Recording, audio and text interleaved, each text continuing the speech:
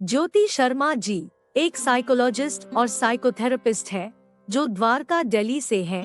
ये 16 सालों से इस प्रोफेशन में है। साइकोलॉजी में मास्टर्स और म्यूजिक थेरेपी में भी ये सर्टिफाइड है। वेरियस हॉस्पिटल्स, क्लिनिक्स, स्कूल्स और ऑर्गेनाइजेशंस में ये एज साइकोलॉजिकल काउंसलर विजिट करती है। आइए इनसे आज एक मुलाकात करते हैं और जानते हैं कि ये कैसे साइकोलॉजिकल इश्यूज में हेल्प करती है।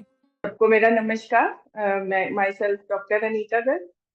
तो जैसे कि हमारी इंटीग्रेटेड होलिस्टिक वेलनेस प्रोग्राम की ये सीरीज जो हमने शुरू की है, इसमें हम डिफरेंट थेरेपिस्ट को और थेरेपिस्ट की नॉलेज आपको देते हैं, उनसे अवेयर कराते हैं। और हमारा मिशन है कि हम डिफरेंट होलिस्टिक थेरेपीज को हम प्रमोट भी करते हैं। तो आज की इस सीरीज में आगे बढ़ते हुए हम हमारे साथ जुड़ी हैं ज्योति शर्मा जी दिल्ली से, जो कि साइकोलॉजिस्ट हैं और एक म्यूजिक थेरेपिस्ट हैं। तो जो म्यूजिक थेरेपी है वो एक साइकोलॉजी का ही पार्ट है, एंड अपने ट्रीटमेंट पार्ट में ये साइकोलॉजी में म्यूजिक थेरेपी को इंक्लूड करती हैं। तो आइए इनसे बात करते हैं। तो नमस्कार ज्योति जी, आपका बहुत बहुत स्वागत है हमारे इस प्रोग्राम में। नमस्ते। तो मैम, आप बताइए कि पहले तो आप ये हमारे व्यूअर्स को ये डिस्क्राइब कीजिए कि साइकोलॉजी क्या है, और किस तरह से हम एक पेशेंट को या किसी भी पर्सन को हम उसमें हील कर सकते हैं, या उनको बताते हैं कि क्या है साइकोलॉजी। ये आपने thank you so much doctor Anita, सबसे पहले तो मुझे इनवाइट करने के लिए। और साइकोलॉजी तो एक बहुत बिग टर्म है, बहुत ही बड़ा अम्ब्रेला है, जिसके अंदर बहुत सारी डिसऑर्डर्स, बहुत सारे डिजीजेस आते हैं। आजकल मेंटल हेल्थ के ऊपर काफी चर्चा होती है, स्पेशली कोविड के बाद से। तो सबसे पहले तो मैं आपको ये बताती हूँ कि साइकोलॉजी क्या होता है। साइकोलॉजी मतलब study of mind, psyche and logy. तो मतलब साइकी मतलब mind and logy is the science. So science of mind मतलब स्टडी करना अपने मेंटल ह्यूमन माइंड को। तो जैसे कि हम जानते हैं कि हम ओवरऑल, हम ऊपर से जो दिखते हैं वो हमारा अंदर और बाहर जो है वो सेम नहीं है, है ना। हम इंटरनली कैसे दिखते हैं, इंटरनली ऑर्गन्स हैं हमारे अंदर फिजिकल पार्ट्स है, और कुछ ऐसे पार्ट्स भी है जो हमें दिखाई नहीं देते, जैसे कि माइंड, मन, है ना। जैसे हम देखते हैं हमारा ब्रेन, आप अपना ब्रेन, आप ह्यूमन ब्रेन देख सकते हैं। कितनी लैब्स में आप देखेंगे, बच्चों की बायो लैब्स में भी आप देख सकते हैं ह्यूमन ब्रेन रखा होता है। बट कहीं पे ह्यूमन माइंड रखा होता है, कहीं नहीं रखा होता। तो इसका मतलब उसकी स्टडी कैसे होती है? उसकी स्टडी होती है बिहेवियर से, विजिबल बिहेवियर्स, है ना।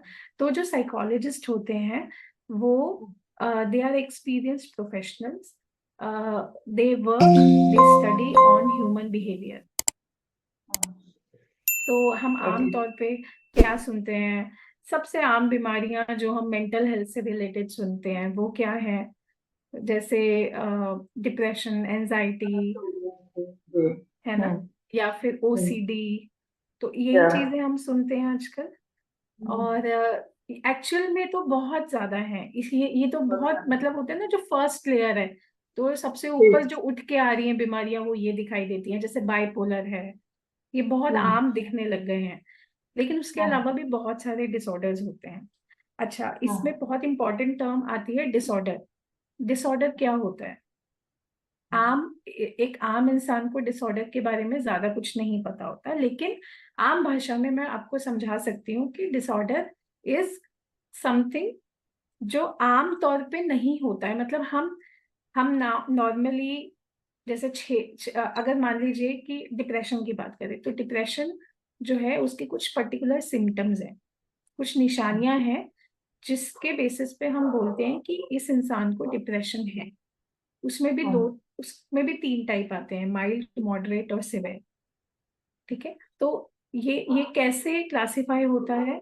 सबसे इंपॉर्टेंट तो ये है कि उसको हम कैसे डिसऑर्डर बोलेंगे। इट्स अ मूड डिसऑर्डर कैसे बोलेंगे? क्योंकि 6 महीने, साल में उसके परसिस्टेंट सिम्टम्स दिखने चाहिए। मतलब कुछ कुछ समय तक व्यक्ति जो है वो ऐसा दिखना चाहिए कि हाँ मतलब 6 महीने साल से ये अपनी नॉर्मल जिंदगी नहीं बिता पा रहा है। तो इस तरीके के जो डिसऑर्डर्स होते हैं, जो आम जीवन नहीं बिता पा रहे हैं लोग, सिर्फ अपने वो क्यों हो रहा है, वो मानसिक रूप से किसी तरीके का विकार आया है। तो इसीलिए हाँ, तो इसके लिए साइकोलॉजिस्ट जो है या साइकोथेरेपिस्ट जो है वो काउंसलिंग के थ्रू और दूसरी दूसरी साइकोथेरेपीज के थ्रू काम करते हैं। इसमें हम दवाई नहीं देते हैं।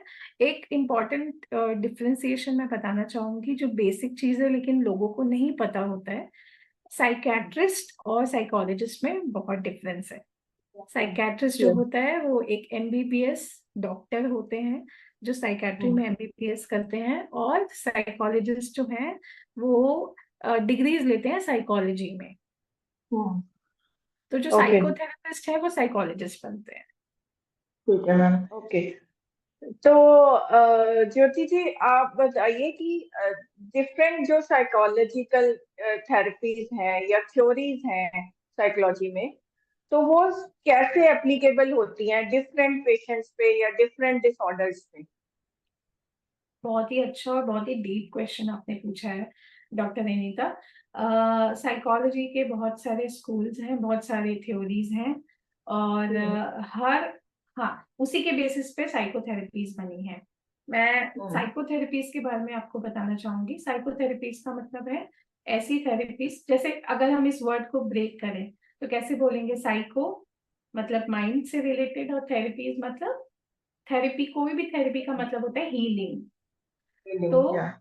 तो ऐसी थेरेपीज, ऐसी चीजें, ऐसी पद्धतियां जो माइंड को हील करती हैं, जैसे कि म्यूजिक थेरेपी, आर्ट थेरेपी, और हिप्नोथेरेपी, नॉर्मल तो ये सारी एक्सपीरियंशियल। साइकोलॉजिकल थेरेपीज हैं, उनका ही पार्ट है? मींस जो आपकी स्टडीज हुई है, जो आपने स्टडी की है, उसमें ये सारी थेरेपीज भी आपको पढ़ाई जाती हैं या फिर उसका एक अलग है? देखिए, हम एक साइकोलॉजिस्ट का जो बेसिक क्वालिफिकेशन है वो है masters in therapies, masters in psychology. तो मास्टर्स इन साइकोलॉजी में आपको ये थोड़ी थोड़ी थोड़ी सारी चीजें बताई जाती हैं, लेकिन क्योंकि एक एक्सपीरियंशियल फील्ड है, यहाँ पे सब कुछ एक्सपीरियंस बेस्ड है। आपने जो सीखा है थ्योरीज में, जब तक आप उसको प्रैक्टिकली करते नहीं, आपका कोई एक्सपर्टीज नहीं है। You are just a masters. आप एक्चुअल में साइकोथेरेपिस्ट या साइकोलॉजिस्ट तब बनते हैं जब आप उस पर कुछ साल काम कर लेते हैं, लोगों का बिहेवियर समझ में आने लगता है आपको, राइट? तो मतलब कि बहुत ही ज्यादा प्रैक्टिकल फील्ड है। ओके, या this is the main difference, क्योंकि हर एक उसमें थेरेपी कोई भी है तो एक थ्योरेटिकल, मैं अभी मेरा नेक्स्ट क्वेश्चन यही होने वाला था कि जो थ्योरेटिकल नॉलेज है और प्रैक्टिकल नॉलेज में, इसमें नॉलेज एंड प्रैक्टिकली हम जब अप्लाई करते हैं तो कितना डिफरेंस है? जो आपने पढ़ा है उसी के बेस पे आप ट्रीट करती हैं, या आपको करते करते करते करते बहुत सी चीजें लोगों में समझ आती होंगी, तो उस बेस पे आपकी प्रैक्टिकल एप्लीकेशन ज्यादा होती होगी, जो मुझे देखिए, मैं हो रहा है? यही कहूंगी कि थ्योरीज जो है वो थ्योरी ही है, उसका प्रैक्टिकल पार्ट जो है वो बहुत, मैं कहूंगी 20% और 80%, लेकिन फिर भी थ्योरीज बहुत इंपॉर्टेंट है। जैसे कि psycho analytical theory, psychodynamic theory, ये हम ह्यूमन बिहेवियर, ह्यूमन माइंड को बिहेवियर के थ्रू समझते हैं। जैसे कि एक इंसान लर्निंग कैसे करता है, सीखता कैसे है। तो एक बहुत इंपॉर्टेंट जो बाइफिकेशन है वो है, कुछ चीजें वो अपनी जेनेटिकली उसके अंदर ट्रांसफर होती हैं, कुछ चीजें जो है वो सोसाइटी से सीखता है, तो कुछ चीजें जो है वो बैकग्राउंड, मतलब वो उसको पहले से ही मिली हुई है। जैसे कि डायबिटीज आता है ना, जीन्स में डायबिटीज आता है, उसी तरीके से कुछ स्पेशली मेंटल हेल्थ डिसऑर्डर्स भी जेनेटिक आते हैं, जेनेटिक ट्रांसफरेंस है उनमें। दूसरी तरफ बहुत सारी चीजें हैं ह्यूमन बिहेवियर, जैसे कि एक छोटा बच्चा जो है उसने चोरी करना सीखा, तो वो जो चोरी करना सीखा वो तो उसने बैकग्राउंड में सीखा है ना, अपनी सोसाइटी में सीखा है या क्लास में सीखा है कहीं पे बच्चे ने। तो बहुत सारी इट्स अ कॉम्प्लेक्स थिंग। तो हम जो बिहेवियर करते हैं एज अ ह्यूमन बीइंग, उसके पीछे बहुत सारे रीजंस है, बहुत सारी थ्योरीज है।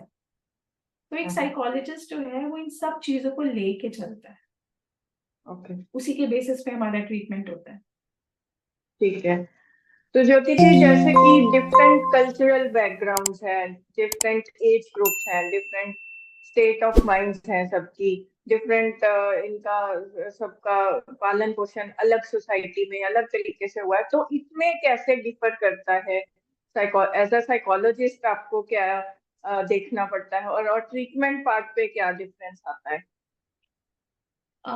एज ग्रुप के हिसाब से तो इश्यूज डेफिनेटली चेंज होते ही हैं।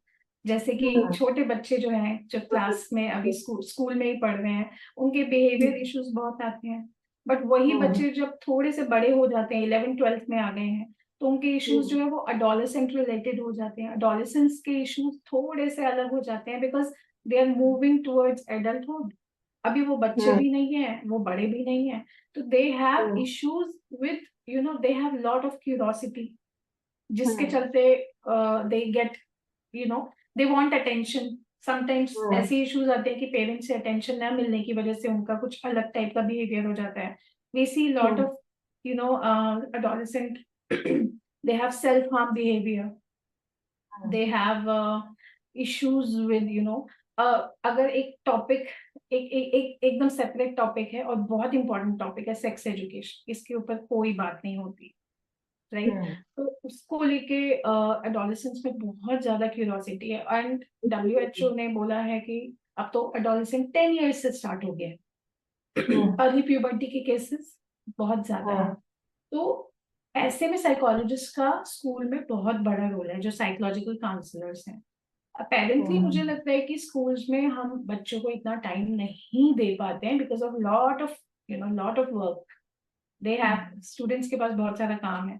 उसके अलावा एडल्टहुड में अगर आप देखेंगे तो हम देखते हैं couple counselling, relationship counselling, relationship issues बहुत ज्यादा है आज की डेट बहुत में। ज्यादा है। अब अगर आप देखें तो एक साइकोलॉजिस्ट के चश्मे से अगर आप देखेंगे तो उसका रूट कॉज तक जब तक आप नहीं जाएंगे तब तक नहीं कुछ कह सकते। Sometimes the root cause lies in the childhood of the adult, कि चाइल्डहुड में कोई ट्रॉमा था जो कि उसके लाइफ पार्टनर पे दिख रहा है उसका असर। तो पर्सनालिटीज जो डेवलप होती हैं वो हमारे चाइल्डहुड से ही होती हैं। सो मेरा तो बहुत स्ट्रॉन्ग बिलीव है कि मेंटल हेल्थ से रिलेटेड अवेयरनेस जो है वो स्कूल से ही होनी इम्पोर्टेंट है, एंड ये बात पेरेंट्स तक पहुंचनी इम्पोर्टेंट है कि आपके बच्चे का जितना फिजिकल नीड है उतना ही मेंटल नीड है।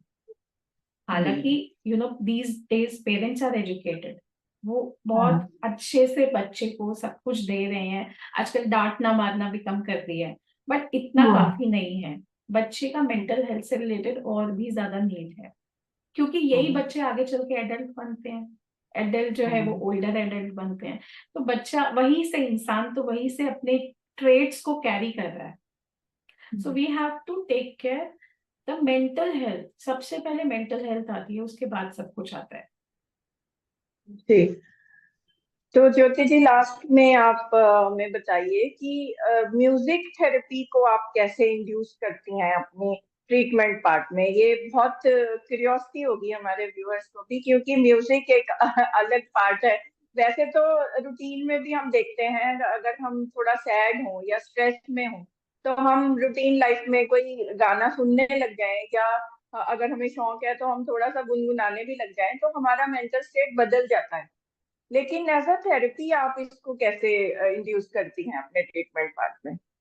देखिए, सबसे पहले तो मैं ये कहना चाहूंगी कि मैंने आज तक किसी से भी पूछा है ना कि क्या आपको म्यूजिक थेरेपी लगती है, तो हर इंसान समझता है ये बात कि म्यूजिक थेरेप्यूटिक है। तो एज अ म्यूजिक थेरेपिस्ट कुछ टेक्निकलिटीज हम सीख लेते हैं कि किस पेशेंट के साथ हमें क्या यूज करना है। तो सबसे पहले मैं आपको बताती हूँ म्यूजिक थेरेपी होता क्या है। So we are using music as a therapy, right?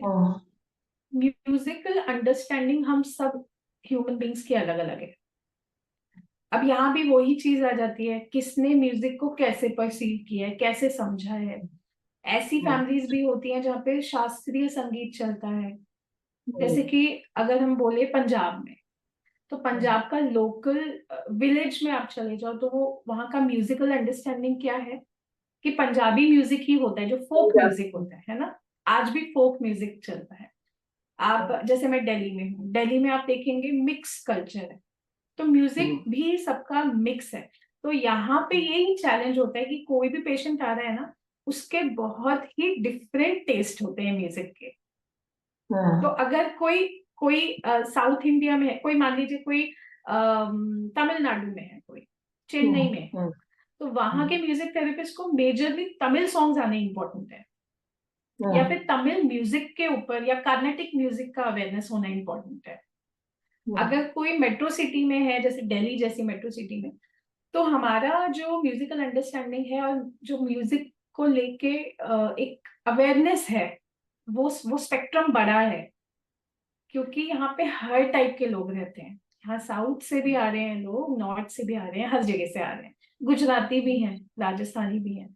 तो we have to music therapist को ना बहुत एक प्लेलिस्ट बना के चलना पड़ता है कि मतलब दिमाग में ये सारी चीजें क्विकली आनी चाहिए। बट इसमें ट्विस्ट ये होता है कि as I told you, music therapy is also a psychotherapy. तो यहाँ पे भी हम ना पर्सन सेंटर्ड अप्रोच रखते हैं, मतलब कि पेशेंट के अकॉर्डिंग ही हमें सब कुछ करना है। फॉर एग्जाम्पल, अगर कोई 19-20 साल की लड़की है, डिप्रेशन से, उसका डायग्नोज्ड डिप्रेशन है, तो सबसे पहले तो म्यूजिक थेरेपिस्ट जो है वो सब कुछ रेफरल बेसिस पे करेंगे कि उनके पास कहीं से रेफरल आया होता है कि this person is diagnosed with this and music therapy is referred, like is recommended. So we get such patients and we try to focus on those area. मतलब म्यूजिक थेरेपी का सिंपल गोल जो होता है वो म्यूजिक नहीं होता है। Music is just a tool for any psychotherapy. that psychotherapy is a tool. For example, art therapy, art is a tool. ऐसे ही music is a tool to treat, to plan the treatment, to act on the treatment. तो जो treatment plan है उसमें आपके music एक तरीके से use हो रहा है, लेकिन उसका जो गोल है, treatment goal is not musical, it is always non musical. जैसे कि एक आम तौर पे हम डिप्रेशन का या एंजाइटी का हम एग्जाम्पल लेते हैं। डिप्रेशन में क्या होता है, आमतौर पे हम देखते हैं कि इंसान गुमसुम हो जाता है, सैड हो जाता है, सैडनेस बहुत होती है, राइट? तो कम्युनिकेट नहीं करेगा। तो कम्युनिकेशन को एक इम्पॉर्टेंट डोमेन मान के हम उसी में गोल सेट कर रहे हैं। जैसे कि एक्सप्रेशंस, हम सेल्फ एक्सप्रेशन पे काम कर रहे हैं, तो म्यूजिक से सेल्फ एक्सप्रेशन बनाना आसान हो जाता है, सेल्फ एक्सप्रेशन के ऊपर काम करना आसान हो जाता है। मैं यहाँ पे मोटर मूवमेंट के ऊपर काम नहीं करूंगी। एक छोटा बच्चा होगा ना, उसके साथ कोई इश्यू होगा तो मैं उसकी मोटर मूवमेंट्स पे, हाथ पैर के ऊपर काम करूंगी, स्पीच के ऊपर काम करूंगी। लेकिन कोई एडल्ट है जो डिप्रेशन में गया है, तो उसके लिए मैं प्रेफर करूंगी उस टाइप का म्यूजिक यूज करना जिससे कि वो बोले, अपनी फीलिंग्स को एक्सप्रेस करे। उसके अलावा हम रिलैक्सेशन देते हैं और गाइडेड इमेजरी देते हैं, जिसमें बेसिकली म्यूजिक को भी यूज करते हैं। आई एम ऑल्सो वोकलिस्ट, तो मैं अपनी आवाज यूज करती हूँ और डिफरेंट डिफरेंट इंस्ट्रूमेंट्स के साथ थेरेपीज करती हूँ। Okay, so ma'am, it was a great session with you and मुझे लगता है हमारे व्यूअर्स को भी काफी नॉलेज मिली होगी, क्योंकि ये एक मैं ये भी पूछना चाह रही थी आपसे कि जैसे लोग थोड़ा सा रेजिस्ट करते हैं एक साइकोलॉजिस्ट के पास आना, मतलब ये एक माइंडसेट है कि मेडिकली वो बहुत सारे डॉक्टर्स बदल सकते हैं या सब कुछ है, बट एक साइकोलॉजिस्ट के पास आना लगता है उनको कि हम शायद मतलब आप समझ रही हैं कि एक माइंडसेट लोगों का होता है, तो इसको कैसे आप, हाँ जी, ये तो कैसे तो आप लोगों के माइंड को सेट करती हैं कि हम ऐसे इस तरह से आपका कुछ भी नहीं है, हम काउंसलिंग ये वो जैसे आपका ट्रीटमेंट पार्ट रहता है, तो उसको माइंड को कैसे आप उनके सेट करती हैं? ये आप मुझे लगता है कि आपके सारे इंटरव्यू का सबसे इम्पोर्टेंट क्वेश्चन यही है। सो साइकोलॉजिस्ट सिर्फ साइकोलॉजिस्ट ही नहीं होते हैं, we are also myth busters. तो हम सिर्फ काउंसलिंग से रिलेटेड मिथ को ही नहीं बस्ट करते हैं, हम बहुत सारी चीजों के सोशल स्टिग्मास के ऊपर भी हम काम करते हैं। तो उसी सोशल स्टिग्मा में आता है ये ऐसी भ्रांतियां हैं जो जैसे कि मैं आपको बताती हूँ। कल परसों ही मेरे पास कोई आए हुए थे, उन्होंने उन्होंने बोला अच्छा आप साइकोलॉजिस्ट हो, आप तो मेरा मन पढ़ लोगे, आप तो आंखों में देख के मेरी इंफॉर्मेशन निकालोगे। ये सारी चीजें हैं, लेकिन ये सच नहीं है, ये बिल्कुल झूठ है। ऐसा ऐसा कैसे हो सकता है? साइंटिफिकली तो ऐसा बिल्कुल नहीं हो सकता। लेकिन क्योंकि हम ह्यूमन बिहेवियर्स पे ज्यादा काम कर रहे हैं, इस वजह से हम ह्यूमन हाव भाव को देख के समझ पाते हैं कि हाँ हो सकता है कि ऐसा हो सकता है कि ऐसा हो। इसका मन पढ़ने से कोई रिलेशन नहीं है, ठीक है। और दूसरी चीज जो आपने बोली कि काउंसलर्स के पास, साइकोलॉजिस्ट के पास लोग आने से डरते हैं, बिल्कुल आज भी ये बात सच है। हालांकि मेट्रो सिटीज में थोड़ा एक अवेयरनेस आ चुकी है। अब क्या है ना doctor Anita, stages of awareness है। जैसे कि मैं हमारी टीम है जो ये हम सोशल मीडिया के थ्रू अवेयरनेस फैलाते हैं, कैंपेन्स करते हैं, मतलब कि ऑनलाइन और ऑफलाइन कैंपेन्स करते हैं, कोशिश करते हैं कि लोगों तक मेंटल हेल्थ के क्या क्या ट्रीटमेंट्स है ये सब पहुंचे। इम्पोर्टेंट है। एक इम्पॉर्टेंट बात ये भी है कि साइको एजुकेशन, जब पेशेंट हमारे पास आता है तो उनको साइको एजुकेट करते हैं। इसके बिना हम आगे नहीं बढ़ सकते। This is the first stage. तो कोई भी पेशेंट आता है उसको ये बताना जरूरी है, क्योंकि हर पेशेंट यहाँ पे क्वेश्चंस के साथ ही आएगा, उनको नहीं पता हम यहाँ पे क्या ट्रीटमेंट करने वाले हैं। अच्छा, एक और मिथ होता है कि अच्छा आप बोलने के पैसे लेते हो, आप सिर्फ बोलते हो, आप तो कुछ देते ही नहीं हो। तो बोलने के तो पैसे हैं यहाँ पे, लेकिन बोलने से बहुत सारी बातें बनती है, बात से बात बनती है कहते हैं। तो यहाँ पे वो अगर मैं समराइज करूँ ना इस बात को, तो मैं कहूंगी वी नो कि सही क्वेश्चन क्या पूछना है। हमें पता है कि हमारे पेशेंट से या क्लाइंट से हमें क्वेश्चन क्या पूछना है। So right type of questioning is done by psychologist. जैसे बहुत ऐसे प्रश्न होते हैं जो हमें कुछ सोचने पे मजबूर करते हैं, तो we here are basically asking them. हम उनसे पूछ रहे हैं, actually we are not doctors, है ना, हम सामने बैठ के उनका कोई इलाज नहीं कर रहे हैं, लेकिन हम एक तरीके से उनका आईना है। हम उनको उनसे मिलवाते हैं, अंदर से उनके निकालते हो क्या है। एग्जैक्टली और उसको कहते हैं इंसाइट। तो पेशेंट के अंदर सही इंसाइट आ जाए, इस पे काम करना इम्पोर्टेंट होता है। बाकी साइकेट्रिस्ट और जो दूसरे डॉक्टर्स हैं मेंटल हेल्थ विंग के, सॉरी मेडिकल विंग के भी, तो जो भी डॉक्टर्स हैं, मैं उनसे जरूर आपके प्लेटफॉर्म के थ्रू रिक्वेस्ट करना चाहूंगी कि मेंटल हेल्थ जो भी आपको पेशेंट्स दिखते हैं जिनके अंदर किसी तरीके की मानसिक विकृतियां आपको दिख रही हैं, तो उनको आप एक मेंटल हेल्थ प्रोफेशनल की तरफ भेजिए। बहुत इंपॉर्टेंट है ये, क्योंकि मेंटल और फिजिकल हेल्थ को ही इंटीग्रेटेड पैथी कहते हैं। बिल्कुल बिल्कुल मैम, बिल्कुल। This is the need of the hour, because mostly आजकल जो प्रॉब्लम्स हैं वो फास्ट लाइफस्टाइल से हैं, तो ये ज्यादा मेंटली पहले होने से उसके बाद फिर फिजिकल दिखता है। तो इट्स नेसेसरी। तो thank you very much ma'am, आपने बहुत अच्छा बताया, और इससे लोगों को के मन में जो थोड़ी बहुत भ्रांतियां मिथ्स हैं वो क्लियर हुए होंगे। तो आगे भी हम आपसे मिलने की कोशिश करेंगे। And thank you so much और थैंक यू सो धन्यवाद। मच। आंचल सरस्वती विद्या मंदिर चैरिटेबल ट्रस्ट ASVCT एक नॉन प्रॉफिटेबल रजिस्टर्ड ट्रस्ट है जो 2004 से अंडरप्रिविलेज्ड बच्चों को अच्छी शिक्षा, एम्प्लॉयबल स्किल्स और अच्छी सेहत देने के लिए इस क्षेत्र में कार्य कर रही है। इस ट्रस्ट के फाउंडर ट्रस्टी श्री धर्मिंदर शर्मा पिछले 20 वर्षों से पहले पार्ट टाइम और अब फुल टाइम इस ट्रस्ट में निस्वार्थ भाव से सेवा कर रहे हैं। इस ट्रस्ट के 3 डिवीजन हैं, जिनमें से हेल्थ डिवीजन को डॉक्टर अनीता गर्ग जो एक आयुर्वेदिक फिजिशियन है और ASVCT के हेल्थ प्रोजेक्ट्स को निस्वार्थ भाव से हैंडल कर रही है। डॉक्टर अनीता गर्ग कई सालों से लोगों को अच्छा स्वास्थ्य पाने में सहायता कर रही है। ये मौली जागरण में एक क्लिनिक चैरिटेबल रेट्स पर भी चला रही हैं और लोगों को ज्यादा से ज्यादा लाभ पहुंचाने के लिए एक holistic health portal heal me के नाम से भी लेकर आई है।